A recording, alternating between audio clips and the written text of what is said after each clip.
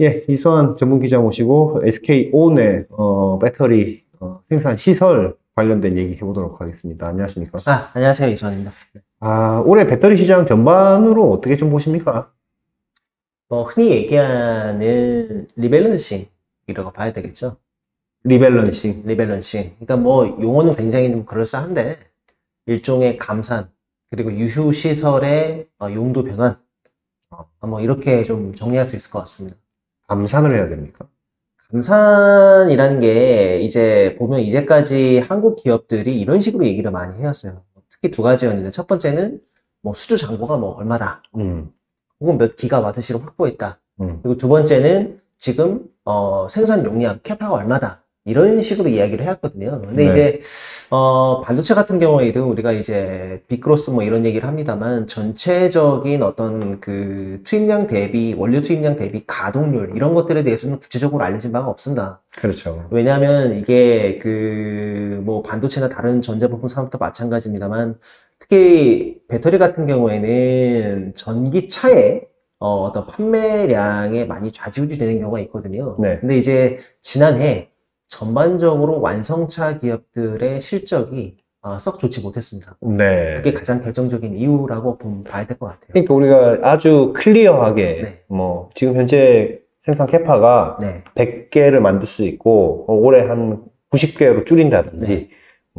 100개를 만들 수 있는데 60개 정도밖에 못 만들고 있다든지 네, 그렇죠. 거기서 한 50개로 줄인다든지 이런 게 데이터가 나와야 이제 제대로 되는지 안 되는지 그렇죠. 알 수가 있을 텐데 지금 그 파악하기가 되게 쉽지. 각사만 알고 있다. 각사만 알고 대략적으로 역산하는 방법은 가능합니다. 왜냐하면 완성차 업체들이 판매하는 양이 이제 발표하기도 있고, 네. 그 자동차 모델에 탑재되는 배터리 양을 계산해서 역산하면 그 배터리를 공급한 배터리 셀 기업의 대략적인 가동률을 알 수 있게 되는 거죠. 네.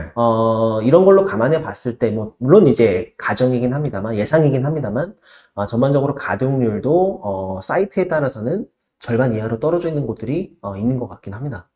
그러면 지금 신규 투자가 굉장히 지체될 수밖에 없는 상황이다라고 봐야 되는 겁니까? 지체되는데 약간 이제 좀 미묘하게 달라붙어 있는 게, 트럼프가 오기 전에 보조금 빨리 받자. 네. 먼저 투자해서 네. 이런 기류도 있기 때문에 올해 같은 경우에는 이제 LG도 그렇고 SK도 마찬가지입니다만, 큰 고객사들의 JV 투자들이 좀 줄줄이 예정되어 있습니다. 예를 들면 LG 에너지 솔루션은 이제 그 GM과의 어떤 투자거나 이런 것들이 좀 예정이 되어 있고요. 마찬가지로 또 GM하고 연관되어 있는 기업의 삼성 SDI죠. 여기도 JV를 좀 진행하고 있기 때문에 이런 부분들은 올해 좀 연내에 좀 투자가 이루어질 것 같고요. 오늘 얘기하는 이제 주제인 SK온 같은 경우에는 올해 가장 주요한 투자 중에 하나가 미국입니다. 네. 미국의 네. 현대자동차. 오늘 주로 얘기할 건데 현대차와 SK온의 어떤 그 관계인데요. 결국에는 SK온이 그동안 핵심 고객사로 잡아왔던 포드가 조금 한 발 물러서고 네. 현대차 중심에, 그리고 나머지 지금 저희가 제목에 적어놨습니다만 이제 중국 지리자동차와 이제 일본 닛산, 요 세 개로 큰 고객사들이 좀 나뉘게 될 것 같습니다. 그렇군요. 그래서 지금 온 같은 경우는 네. 좀 투자에 조정이 있는 겁니까? 생산 시설에 조정이 좀 있는 겁니까? 둘 다 있는 겁니다. 예를 들면 지금 화면을 좀 띄워주셨으면 좋겠는데요. 네. 이게 2022년에 SK온이 발표한 글로벌 배터리 생산 거점 확보 계획인데, 기억하실지 모르겠지만 저희가 그 포드와 네. 잘 안 된다는 얘기를 했다가 네. 이 표에 나와 있는 거는 이미 과거형이니까요. 과거에 있었던 2022년에 이제 만든 맞습니다. 거니까요. 예. 네.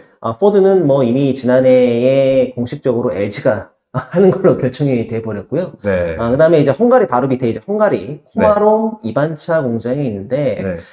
코마롬 공장은 지금 나오는 얘기로는 전반적인 생산 라인의 전면 재조정이 있을 것 같습니다.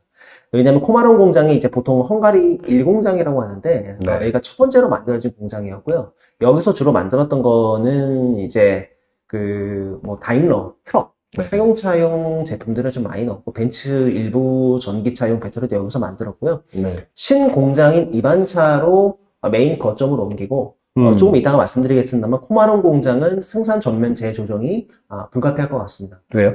일단 첫 번째로는 뭐 SK온이 이 안에 코마론 공장에 대해서 뭐 가타부터 얘기는 한 적은 없습니다만 나오는 이야기로는 수율을 일정 수치 이상으로 도저히 올릴 수가 없는 상태라고 합니다.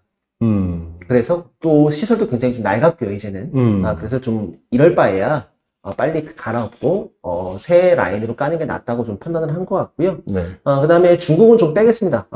중국은 뭐 논외의 지역이기도 하고 네. 여기는 SK온만 하는 게 아니라 뭐 EVE 에너지라든지 중국 현지의 어떤 그 지방자치단체랑 JV를 좀 들어간 것들이 있어서요. 그 다음에 한국 서산공장 같은 경우에는 저희가 이제 지난해 초에 4월 정도에 이제 SK온 서산 공장에 대해서 말씀을 드린 적이 있었는데 서산 3동, 1동, 2동이 있고요. 네. 서산 3동 현대차용으로 진행됐던 요 프로젝트 일단 홀딩입니다.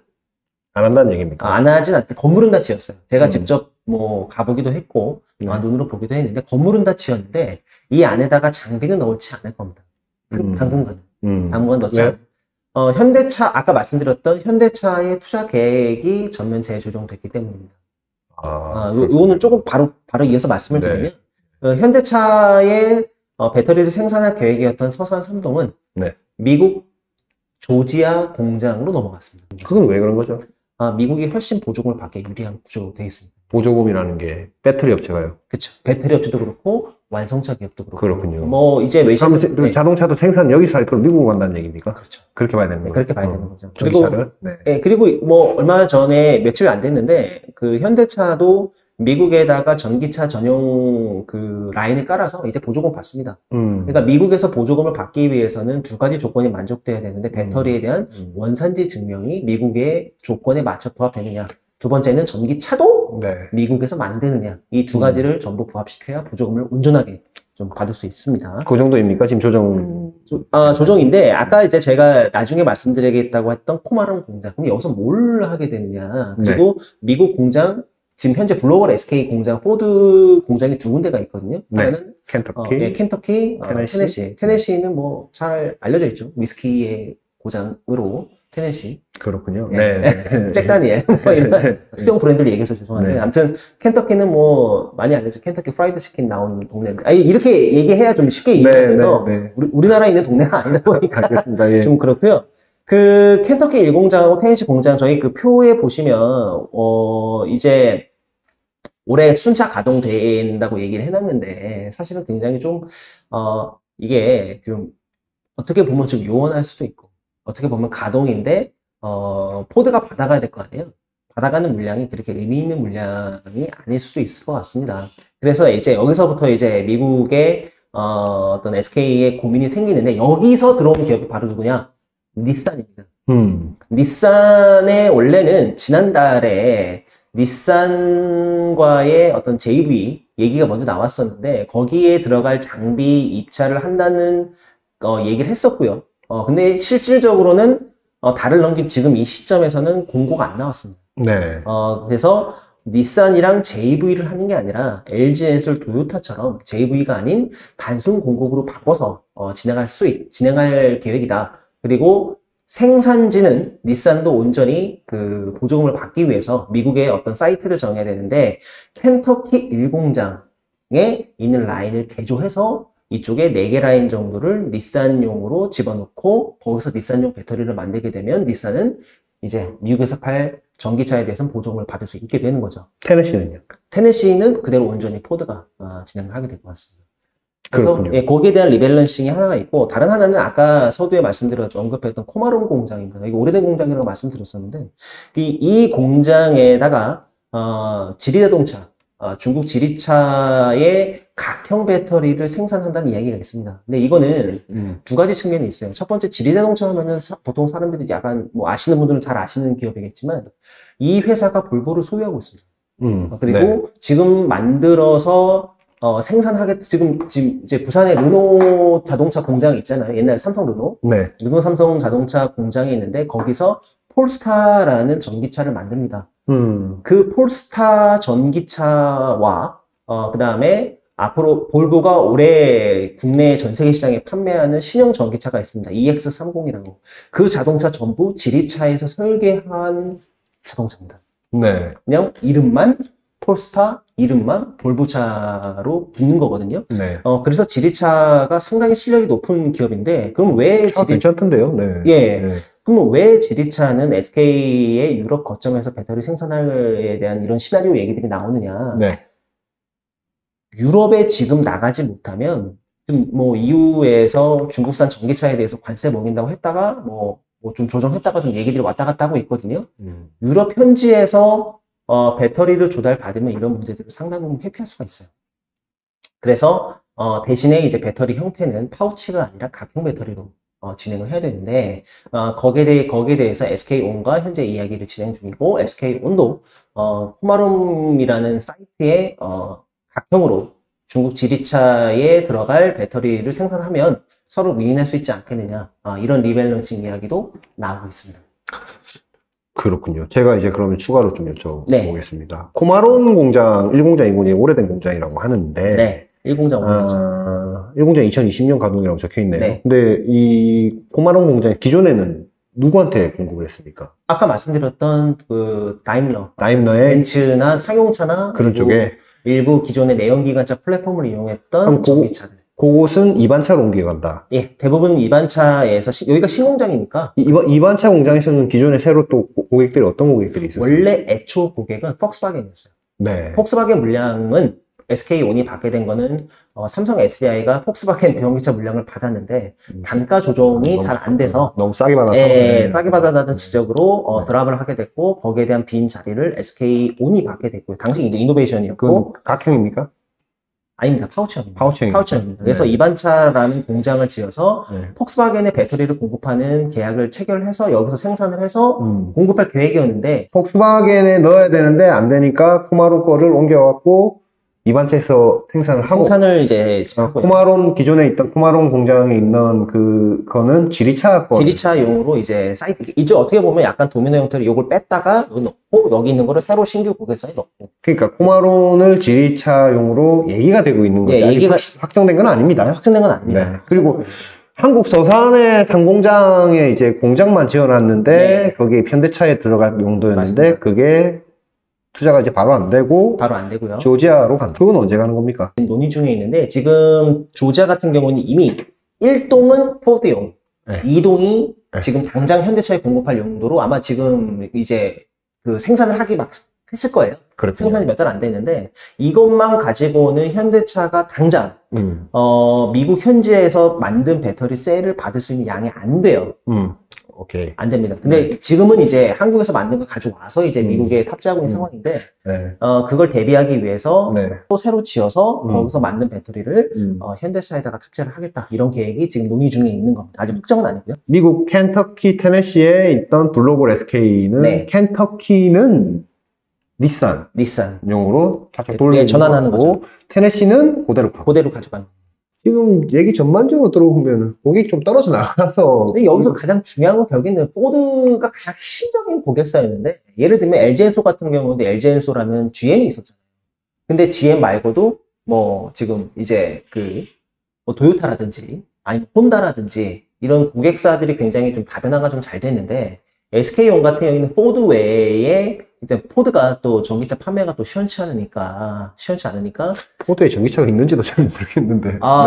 이게 F150이라고 네. 그 픽업 트럭 뭔지 있잖아요. 알아요. 네. 그게 좀 잘 팔렸어야 되는데 초반에는 배터리가 없어서 제대로 못 팔았고, 또 작년 같은 경우에는 기껏 이제 만들어서 탑재하려고 보니까 조립 과정이나 생산 과정에서 화재가 발생해서 좀 골치가 있었고.